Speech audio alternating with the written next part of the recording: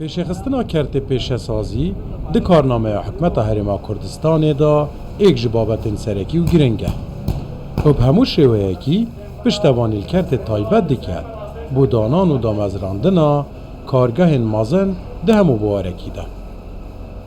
خدانی کارگاه که چکرنا بشکه کلو پلن خارنه دیار کرد حکومت همو آسانکاری بومن کرینه حکومتی هرمی کردستان او کابینه زور پالپشتی کردو بو کرتی پیش سازی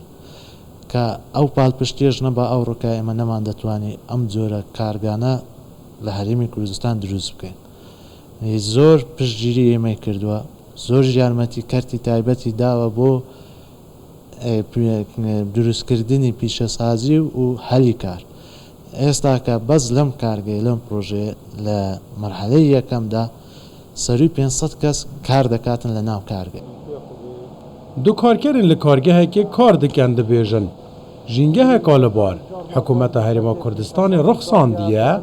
بۆ هەموو وەبەرهێنەر و سەرمایەداران ji ber hindê dixwazîn ev dewlemende zêdetir kargeha danin hem bû kêmkirina rêjeya bêkariyê jî û hem jî bû piştevanîkirina hikûmetê. دروستکردنی ئەو کارگانە لە دەوروبەری شارەکان گرنگێکی زۆری هەیە هەم لەو خەڵکی گوندەکان هەم لەو خەڵکی گەش زۆر کەسمانەیە کابرا کە خەریزکولیە یان زۆر پەیمانگای تەواوی کردیا دەتوان لێرە سودمەند بیتن و هەروە خەڵکی گوندەکان دەتوان لێرە سودمەند بن چەندی کەس لەو دەوروبەری ئەو کارگەیە ئیشە شتە چوای بەدەست نەکەتیە کە هاتی ئێرکوانە کابرا سودمەند دەبێت لێکوانە پێشتر مەسەڵەن بێکار بۆ یاخود تەجروبەشکە هەیە بۆ هاتی لێرە لەسەر ئەو تەجروبە ئیشی کردیە بە زۆری بێکار بوونە هاتن لێرە ئێستا کاری خۆیان هەیە و زۆر شتێکی چاکە و هەبوونی ئەو کارگانە بەڕاستی سوودێکی یەکجار زۆری هەیە. ایک ji karên destpêkiyên kabîneyan nehêya hikûmeta Herêma Kurdistanê bihêzkirin û danana jêrxaneka bihêz ya pêşesaziyê.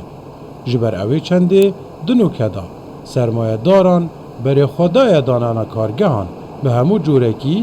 lê tête xwastin ev çende zêdetir lê bihêt. Welatên bihêz pêşesaziyeka bihêz divê. Lew hikûmeta Herêma Kurdistanê di kabîneya xwe nehê da giringiyeka yekcar mazin bi evî kertê giring daye. Bo hindê Kurdistan her bihêz bimînît. Çekdar Cemal Kurdistan 24 Hewlêr.